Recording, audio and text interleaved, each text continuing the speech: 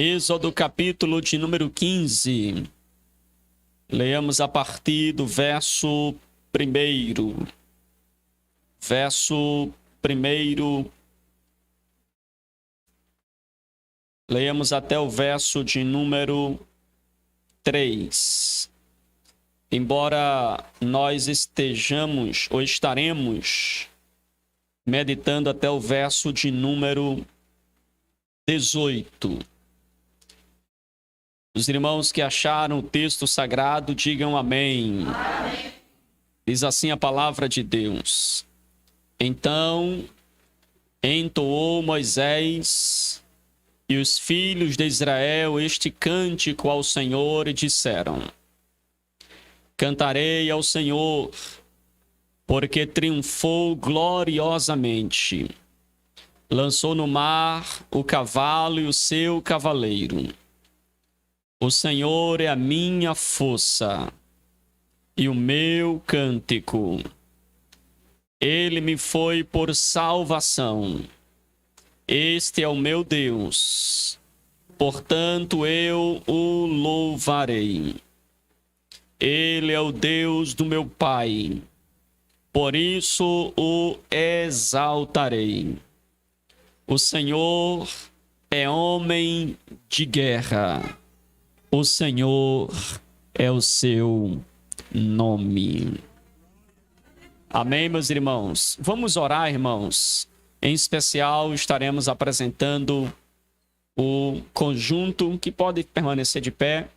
Nós estaremos orando por este conjunto para que Deus possa dar graça a cada um de vocês para perseverarem buscando ao Senhor até que Jesus venha.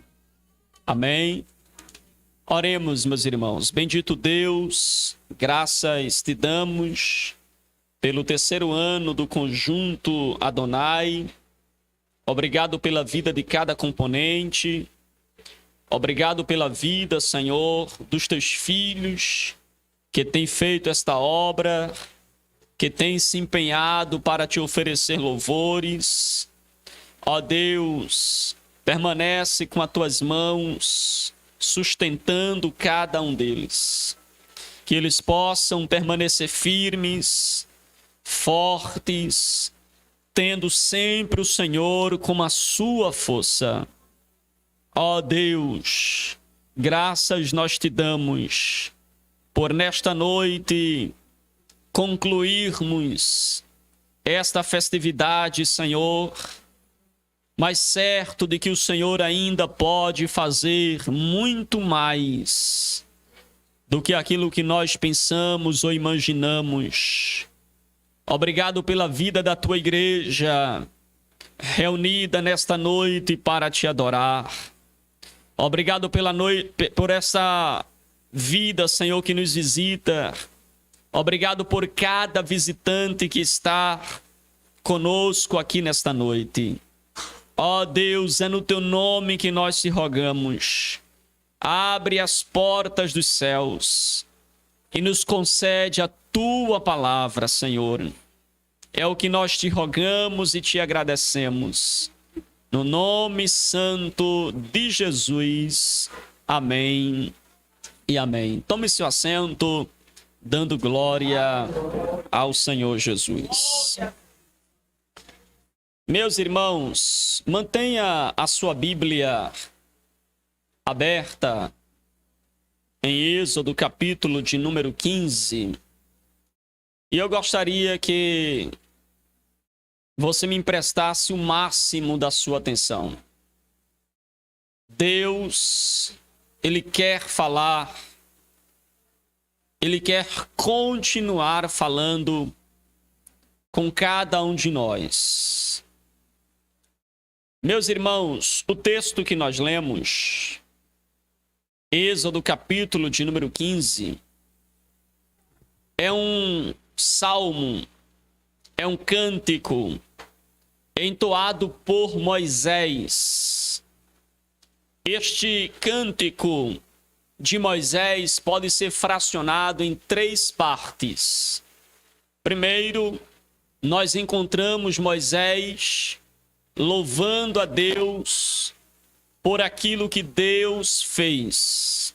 Deus os tirou do Egito, Deus abriu o Mar Vermelho para que eles passassem a pés enxuto.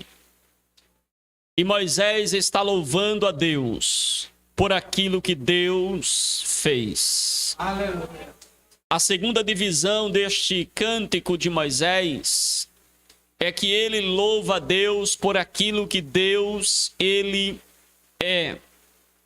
Ele louva a Deus pelos atributos, os atributos de Deus, as características de Deus, que os irmãos podem presenciar nitidamente nesse texto da palavra de Deus, no verso de número 11, quando Moisés faz perguntas no seu louvor, e entre elas está: quem é como nosso Deus? E a resposta, obviamente, é: não há ninguém semelhante a ele. Aleluia.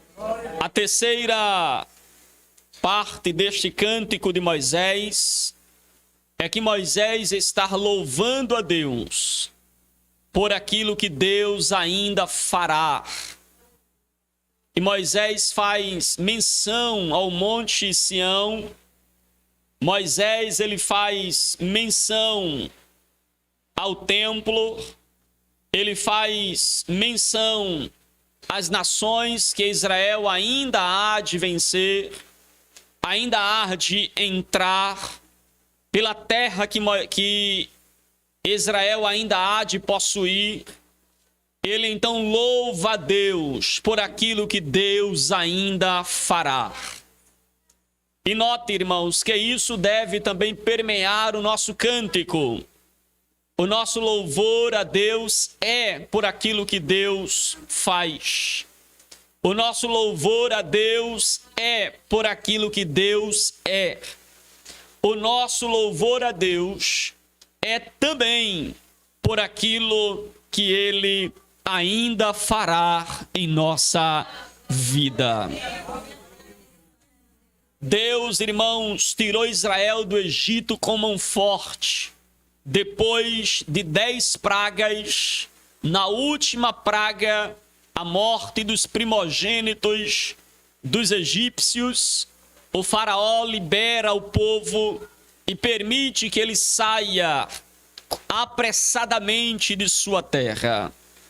O povo de Deus, irmãos, logo na sequência, ainda no caminho do deserto, o faraó se arrepende de haver liberado o povo e o faraó começa a persegui-lo, de tal forma que Israel chega a um ponto onde se acha em um beco sem saída, porque de um lado montanhas, do outro lado inimigos, atrás vem Faraó e adiante de si está o mar de juncos, ou mar vermelho. O povo então começa a se desesperar, começa a se inquietar, o povo começa a ficar aflito, angustiado, pensando mais uma vez que seriam agora destruídos pelas mãos do faraó. Faraó vinha com o seu exército, Faraó vinha enfurecido para colocar as mãos no povo de Israel. Naquele momento, irmãos, entre murmurações e clamores, porque enquanto o povo murmura, Moisés vai clamar a Deus. Deus exorta Moisés, perguntando: por que clamas a mim, Moisés? Diz ao povo de Israel que marche. Às vezes, irmãos, nós estamos clamando, às vezes nós estamos parados, dirigindo orações a Deus, quando na verdade Deus nos quer marchando. Porque há tempo de nós dedicarmos totalmente à oração, mas há tempo que nós precisamos nos dedicar a marchar, a avançar, a progredir, porque oração também envolve ação. Às vezes nós estamos orando, mas não estamos agindo. Às vezes nós estamos pedindo, mas não estamos fazendo a nossa parte.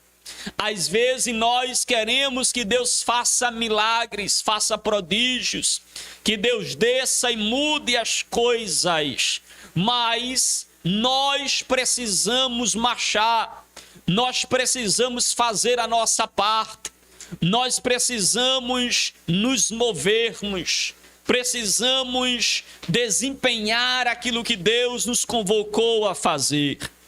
E Deus diz: Moisés, fala ao povo que marchem. E Moisés, irmãos, pega um cajado, dirige-se ao mar, porque marchar para onde? Se atrás vem Faraó, diante de si tem o mar vermelho. Mas Moisés, ele toca nas águas e Deus, soberanamente, ele faz com que o mar se abra para o seu povo passar a pés enxutos. O mar se abriu e o povo foi passando a pés enxutos. E enquanto o povo passava, Faraó se aproximava. Eu não estou falando, irmãos, de 30 pessoas passando o mar vermelho. Eu não estou falando de 50 pessoas passando o mar vermelho, nem de 1.000 pessoas, nem de 100.000 pessoas. Eu estou falando de cerca de 2 milhões de pessoas passando em pé em seco. E ali naquele momento havia pessoas jovens como Nicolas, e havia pessoas mais idôneas, como a mãe da nossa irmã Rosa, a irmã Maria. Existiam pessoas como a irmã Dilene, com deficiências físicas. Existiam pessoas que poderiam passar correndo, outras que poderiam passar andando, outras que poderiam passar com muita lentidão. Havia ali pessoas gestantes, mãe com criança de colo, idosos, jovens, adolescentes, todos atravessando o mar vermelho. E Faraó vem atrás. Detalhe, Faraó vem com um exército. Logo, Faraó, ele vem com uma força jovem. Detalhe, ele vem com cavaleiros, ou seja, os passos é ainda mais rápido do que aquele que, ainda sendo jovem, está a pé.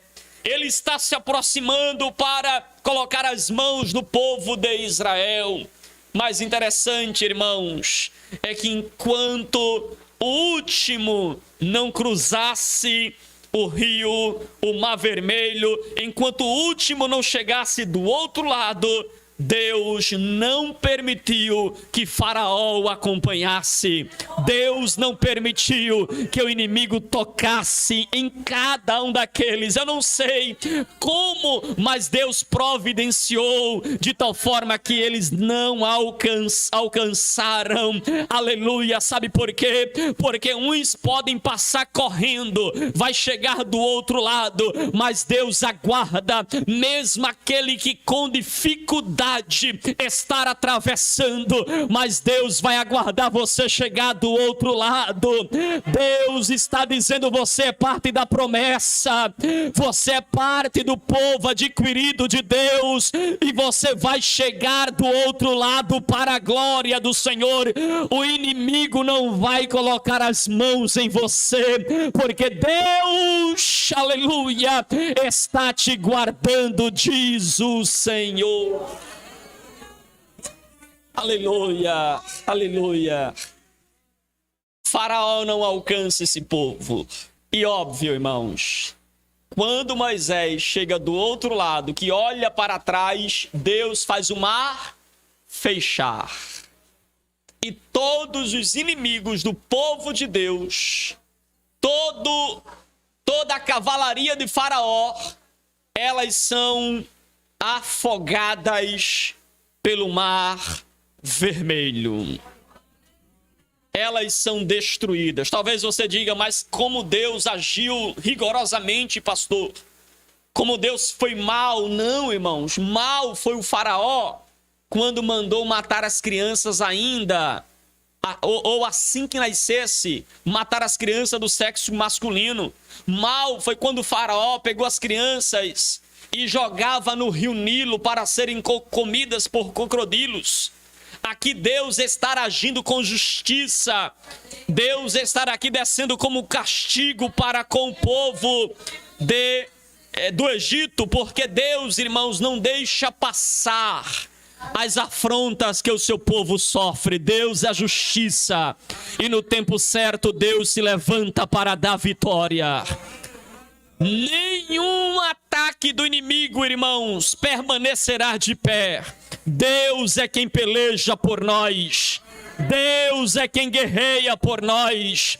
É Ele quem nos dá vitória.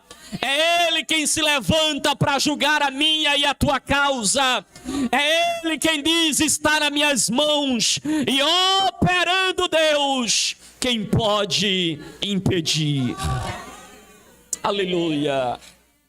Obviamente, irmãos, depois desta grande vitória, o que resta o povo de Israel fazer? Senão agradecer. E uma das formas de nós agradecermos a Deus, sermos gratos a Deus, é nós louvarmos o seu nome.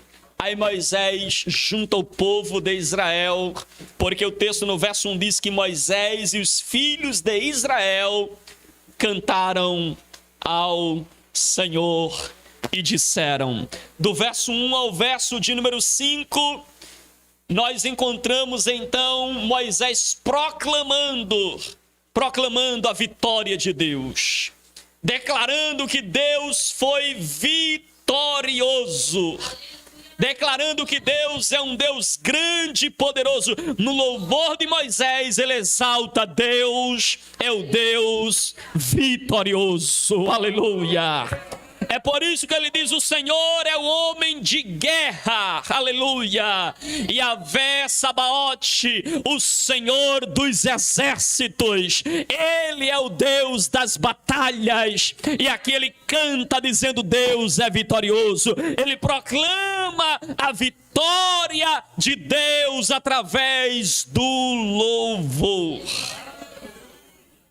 Mas o que é louvar a Deus? Pastor, louvar a Deus é muito fácil. Você quem pensa? Na nossa cultura, onde o louvor, ele vem cada vez mais perdendo o seu significado.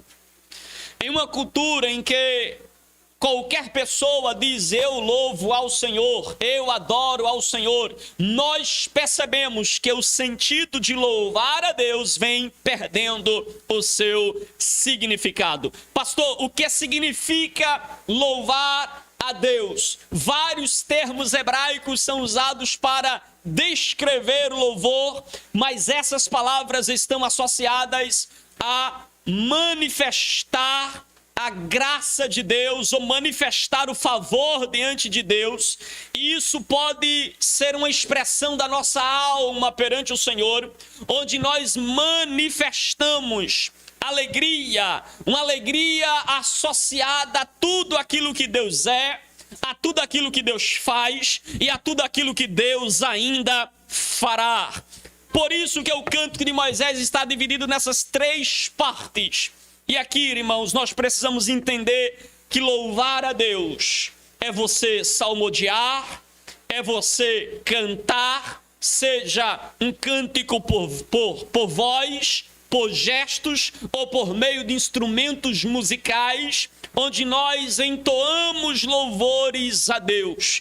Cultuar a Deus, louvar a Deus, adorar a Deus, é você render culto a Deus, é você expressar admiração por Deus, é você venerar ao Senhor, é você declarar que o ama de forma expressiva, que você o ama extremamente.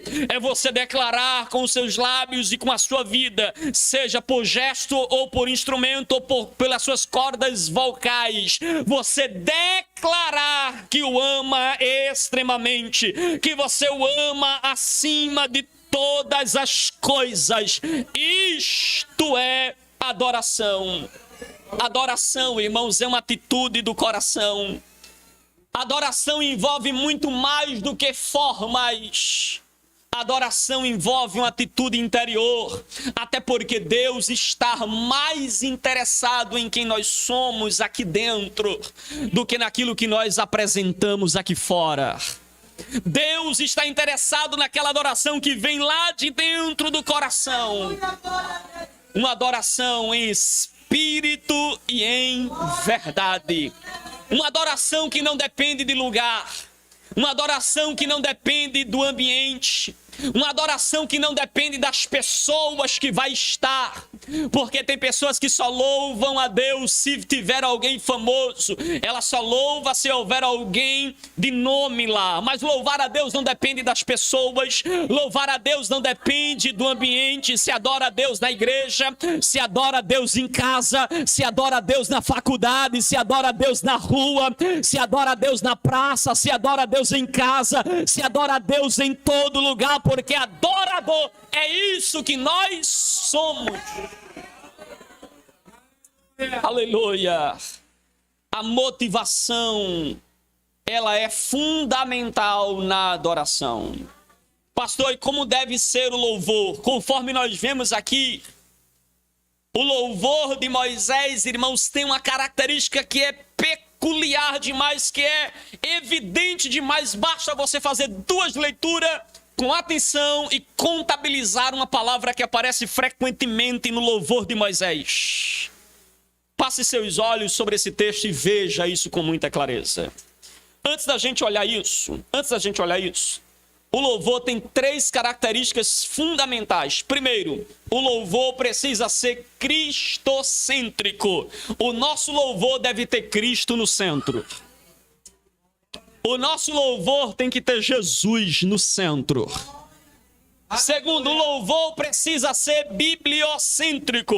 Ou seja, a Bíblia precisa ser cantada no nosso louvor. Se o louvor que você entoa não tem Bíblia nele, cuidado, porque pode ser qualquer coisa menos louvor.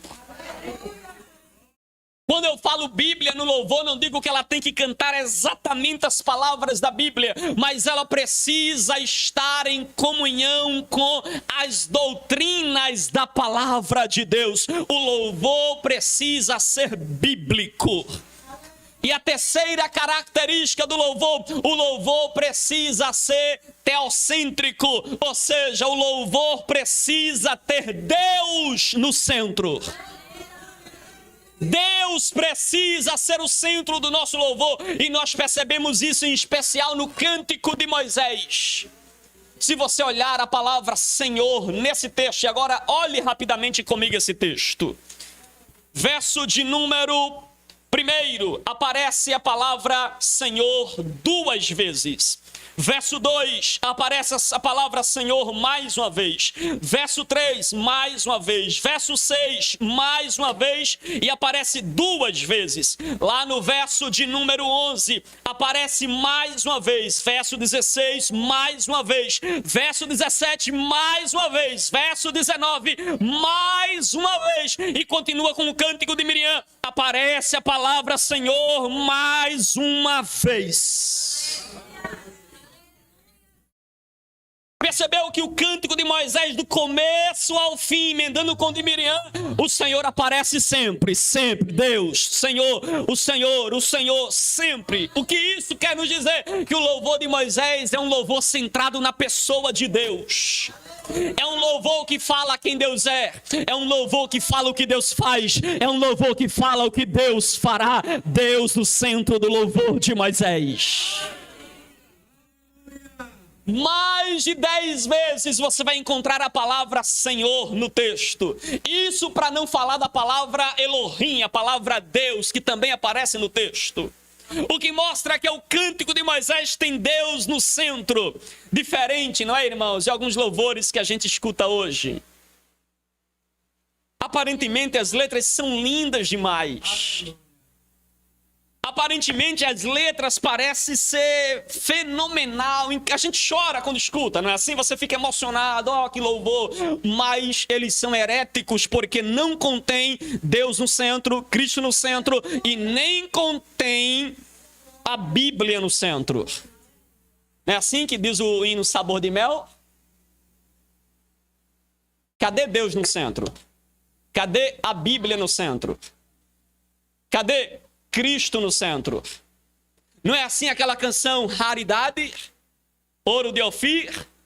Você é o espelho, não importa o que você faz, não importa se ninguém notou que você, e cadê Deus? Mas a gente chora, que louvor, pastor, eu sou o espelho que ninguém notou, ninguém nota você, você é luz, ninguém nota você, você é sal. Tem algo errado com essa letra. Nós precisamos cantar louvores bibliocêntricos, cristocêntricos e até ao centro. Deus precisa ser o centro do nosso cântico. Deus precisa ser o centro do nosso cântico. Não é assim também que nós encontramos aquele hino que a gente às vezes até se empolga cantando, né? Restitui. Eu quero de volta o que é meu, o que é teu, que tu quer de volta. Sabe quem nós somos, irmãos? Pecadores. Sabe o que nós merecemos? Castigo eterno, inferno. Você quer que Deus restitua o inferno para você? Você quer que Deus se restitua de volta os castigos que Ele não te deu por causa da graça? Não, irmãos, nós estamos aqui, mas nós reconhecemos que nós somos pecadores, que nós somos falhos e que se tem alguém que deve ser louvado no nosso cântico, não é nós. O louvor deve ser um louvor voltado para Deus. O nosso louvor não pode ser egoísta, não pode ter o homem no centro. O nosso louvor precisa colocar Deus no centro dele. Aleluia, aleluia. A Bíblia nos descreve, irmãos, as nossas obras como trapos de imundícia. A Bíblia raramente faz elogio ao homem, porque sabe que o homem é mau. Lutero disse que o homem, até nas suas melhores obras, ele erra, ele peca. O homem é um pecador, irmãos, que precisa da graça de Deus. Enquanto você não reconhecer quem você é, alguém que precisa de perdão, alguém que precisa da misericórdia, você vai sempre chegar aqui com o nariz empinado. Mas quando nós entramos aqui humilhado, não apontando para ninguém, mas apontando para nós mesmos e dizendo como disse Isaías: de mim, porque vou perecer, porque eu estou perante o Senhor, os meus olhos viram a tua glória, e eu sou um homem de lábios impuros, que habito no meio de um povo de impuros lábios, e eis que os meus olhos viram ao Senhor. Quando nós entramos reconhecendo quem somos, aí Deus desce do céu, perdoa os nossos pecados e sara a nossa terra. Aleluia, aleluia. O louvor tem que ser teocêntrico. Irmãos, Moisés declara: o Senhor é a minha força. Esta expressão, o Senhor é a minha força, ela vai aparecer em 3 ocasiões na Bíblia. Ela aparece aqui em Êxodo capítulo 15, verso 2, Salmo 118, versículo 14... e no Salmo, em Isaías 12, verso 2. Aparece nesses três textos, aparece a expressão: o Senhor é a minha força e o meu cântico. Aleluia. Se você está de pé, não é porque há força em você. Se você estar aqui hoje, não é porque você é bonzinho, não é porque você se superou, não, é porque Ele é a tua força. É porque Jesus é a tua força. É porque Jesus é a tua fortaleza. Tem hora que você quer parar, quer desistir, quer abandonar tudo. Tem hora que você fica desesperado. Mas quanto menos você espera, o Senhor te renova dizendo: eu sou a tua força. E não apenas isso, eu sou o teu cântico. E não apenas isso, eu sou a tua salvação. Aleluia. No verso de número 4, ele diz que é o Senhor. Verso de número 4, ele diz, verso 3, ele diz que o Senhor é homem de guerra, o Senhor é o seu nome. Verso 4, ele diz: o Senhor lançou no mar os carros de Faraó e os seus exércitos, e os seus capitões afogaram no mar vermelho. O verso 5, ele diz: os vagalhões os cobriram, desceram as profundezas como uma pedra. Aqui Moisés declara: tudo que nós vivemos até agora foi obra do Senhor. A guerra foi dele, a destruição dos inimigos foi dele, quem abriu o mar foi ele, quem mandou as pragas foi ele, tudo foi Deus. Aleluia, aleluia. A nossa existência, irmãos, não diz sobre nós. A nossa existência diz sobre Ele. Nós somos obra de Deus. Nós somos feituras de Deus. É Deus quem guerreia por nós. É Deus quem peleja por nós. É Deus quem faz a obra na nossa vida. Ei, você chegou aqui hoje, Deus está falando com você. É Deus quem abre porta e é Deus quem fecha a porta. A porta que Ele abriu, honre a Deus, porque o mesmo Deus que abriu a porta, Ele fecha a porta quando você não honra. Deus é o Deus quem faz, é o Deus que realiza, é o Deus quem realiza a obra em nossa vida. É Ele quem disse: eu pelejarei por vós. Aleluia, aleluia. Do verso 6 ao verso 11, irmãos, Moisés declara ou descreve as armas de Deus. Você acha que Deus vai usar que tipo de arma para lutar contra o faraó, irmãos? Que tipo de armas Deus vai usar para lutar contra o exército e a cavalaria do faraó? Será que Deus vai criar para Moisés uma bomba atômica? Será que Deus vai criar para Moisés um grande exército com armas poderosas para guerrear contra o faraó? Não, veja as armas que Deus usa, irmãos. O Senhor não luta com armas convencionais. Se você ler esse texto do verso 6 em diante, você vai perceber, já no verso 6, a tua destra, ó Senhor, é gloriosa em poder. Destra, em algumas versões, aparece a tua mão direita, porque a mão direita é a mão que segura a arma. A mão direita é a mão que nós temos mais força no geral. A mão direita é a mão que representa força, é a mão que representa honra, é a mão que representa autoridade. Aí Moisés está declarando: eu sei que a peleja foi ganha com a tua mão direita, com a tua mão de poder, com a tua mão de autoridade, com a tua mão que honra os teus filhos. Aleluia, aleluia, aleluia. O salmo, irmãos, o salmo de número 16, versículo 8, nos mostra também essa expressão mão direita. Sempre tem o Senhor diante de mim, com Ele a minha mão direita. Não serei abalado quando a mão direita está estendida, irmãos. É por isso que o Senhor diz: eis que eu te sustento com a minha destra. Ele está dizendo: eu te sustento com a minha mão direita. O inimigo se levanta, mas você está na mão direita de Deus. Você está nas mãos poderosas de Deus. É por isso que você não vai ser atingido. Aleluia, aleluia. A mão direita, obviamente, é uma figura de linguagem para descrever a ação de Deus. Irmãos, Olha a outra arma que Deus usa. Primeiro, mão direita. Uma outra arma que Deus usa, nariz. Deus usou o nariz, pastor. Veja como Deus trabalha. Talvez numa guerra, o nariz só se viria para a gente estar ofegante, não é? Ou correndo ou atacando. Ofegante.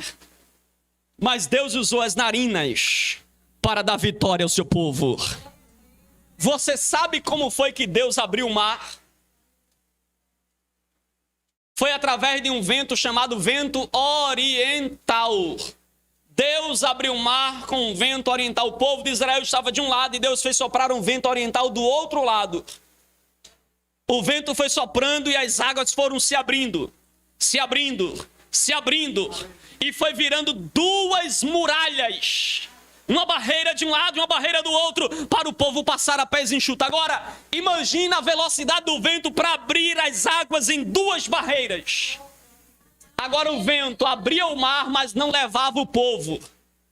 Não atrapalhava o percurso do povo. Não prejudicava a trajetória do povo. Porque quando Deus está abrindo o mar para o povo passar, o vento que serve para destruir os obstáculos não atrapalha quem vai passar. Não atrapalha quem Deus escolheu para passar. Porque tem vento que Deus sopra, mas não é para te prejudicar.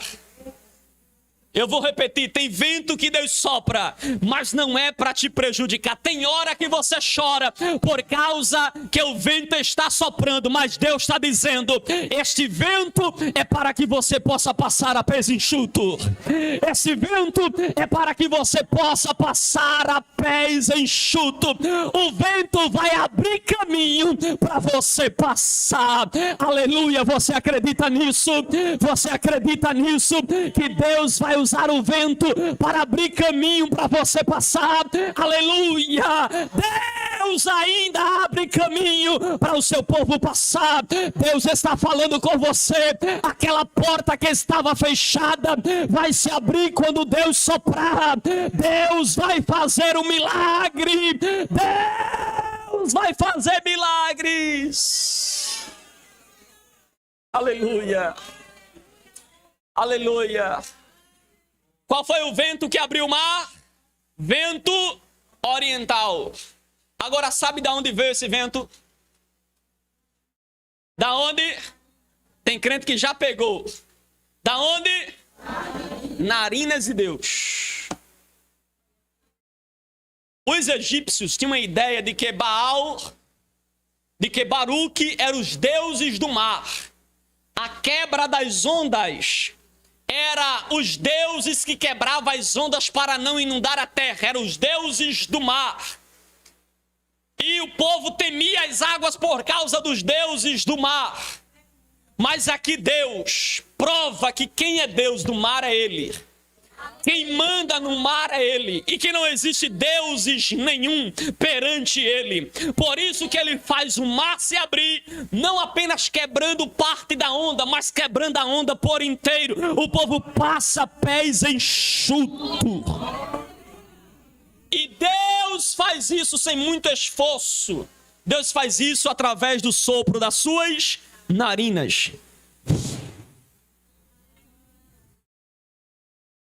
O mar se abre. Aleluia. Aleluia. Olha para quem está perto de você e diga assim: teu Deus é poderoso. Até com o sopro de suas narinas, Ele abre caminho para você passar. Oh, aleluia. Verso de número 8 diz que as águas se acumularam ao sopro das suas narinas, as correntes ficaram firmes como uma represa. Salmo 18, verso 15 também diz a mesma coisa. 2 Samuel 22, 16 também diz a mesma coisa, de que Deus abriu o mar com o sopro das suas narinas. Pastor, e depois que o povo passou, como foi que o mar se fechou? Sabe como foi? Pelo sopro também das suas narinas. Verso de número 10 e verso de número 9 e verso de número 10. E o inimigo declarou: perseguirei, porque quando o mar se abriu, o inimigo disse: agora nós vamos colocar as mãos no povo de Deus, nós agora vamos colocar as mãos em Israel, e quando nós o alcançarmos, nós vamos dividir os seus despojos, nós vamos então empurrar este povo, nós iremos então capturar este povo, nós então iremos desembainhar a espada e matar este povo. Aí quando eles pensaram isso, que iriam alcançar o povo e colocar a mão no povo de Deus, verso de número 10, mas tu sopraste com o teu sopro, e o mar os cobriu. Afundaram como chumbo nas águas impetuosas. A arrogância dos soldados os levaram a uma destruição repentina. A arrogância dos soldados levaram ele à destruição. E o povo de Deus pôde cantar o hino da vitória. Aí no verso de número 11 ao verso de número 16, Moisés, ele vai cantar agora sobre o caráter de Deus. Aí ele começa a exaltar o caráter de Deus. E ele abre o verso de número 11 fazendo perguntas. E ele diz: Senhor, quem é como tu entre os deuses? Quem é como tu, glorificado em santidade, terrível em feitos e operas maravilhas? Aleluia, aleluia. Olha para quem está do seu lado, me ajude por favor, pergunta para ele: quem é como teu Deus? Aleluia, ninguém é como Deus, irmãos. O nosso Deus é um Deus incomparável, o nosso Deus é um Deus inconfundível, o nosso Deus é um Deus imutável. O nosso Deus é um Deus onipotente, o nosso Deus é um Deus onisciente, o nosso Deus é o Senhor da guerra, é o Senhor poderoso, é o Senhor salvador, e ninguém se compara ao nosso Deus. Oh, aleluia, ninguém se compara ao nosso Deus, irmão. Deus, ele vai continuar sendo louvado no verso 12, verso 13, verso 14, 15 e 16. No verso 12, Moisés louva a Deus pelo seu poder. No verso 13, Moisés louva a Deus pela sua sabedoria em conduzir o povo no meio das águas. No verso 14 a 16, Moisés louva a Deus pela grandeza da presença de Deus em inspirar medo nos inimigos, porque a nação, irmãos, o mundo tomou conhecimento de que o povo saiu do Egito, a nação mais poderosa daqueles dias.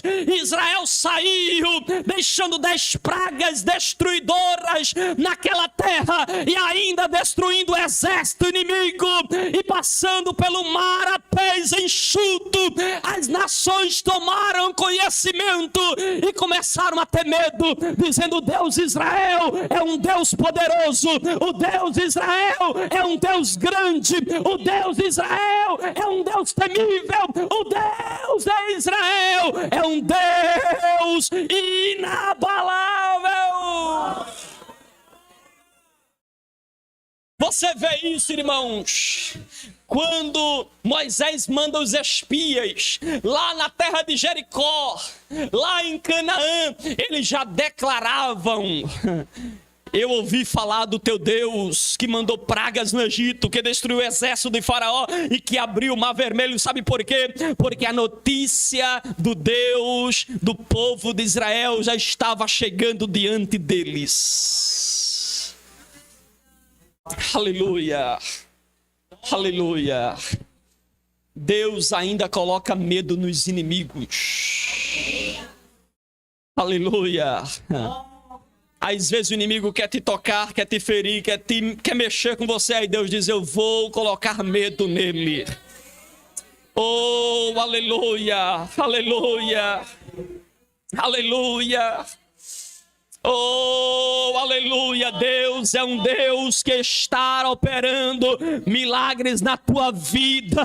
Ei, Deus está dizendo, quando você chegar lá, você já será mencionado pelo teu Deus. Quando você chegar lá, alguém vai dizer, eu sei quem é teu Deus, eu sei a quem você serve. Ele vai conhecer a autoridade, o poder que há no Deus que você adora. Aleluia, aleluia, aleluia, aleluia. Uma vez, irmãos, eu estava com um irmão que precisava resolver um negócio de urgência, estava aperreado, apavorado com a dificuldade lá para resolver. A gente já tinha batido em várias portas e não tínhamos conseguido resolver. Quando a gente chegou num determinado lugar, aí quando a gente chegou lá, irmãos, sabe quando Deus vai na frente? Quando a gente chegou, aí um rapaz sai da sala e diz assim, ei, ô meu amigo, venha cá. Aí o irmão já olhou assustado, porque eu não era amigo dele. Ah, você já trabalhou para mim lá naquele dia, não foi? Ele, sem entender nada. Venha cá que eu vou resolver seu negócio agora. Senta aqui. Começou a resolveu tudo. Sabe por quê? Porque Deus, quando Ele vai na frente, Ele resolve as causas impossíveis ao meu e ao teu respeito. Verso de número 16, parte B, até o verso de número 18. Moisés louva a Deus pelas promessas que Deus ainda vai cumprir, como se Deus já cumprisse.